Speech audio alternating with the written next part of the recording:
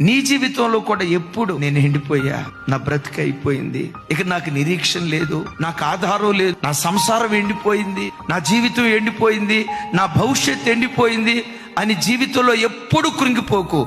ఈ దేవుడు ఎవరో తెలుసా? ఎండిన చెట్టును, మోడుబారిన చెట్టును పచ్చని చెట్టుగా మార్చగలిగిన శక్తివంతుడైన దేవుడు. అయితే కొన్నిసార్లు నీ పరిస్థితి షండునులాగా ఎండిపోయినట్లుగా కనపడొచ్చు. నీవేం చేయాలో తెలుసా? పాత నిబంధనలో ఆ షండులు విశ్రాంతి దినాన్ని ఆచరించేవాళ్ళు. ఈ క్రొత్త నిబంధన కాలంలో ప్రతి క్రైస్తవుడు పునరుద్ధానపు దినాన్ని ఆచరించాలి. తీర్మానం చేసుకో.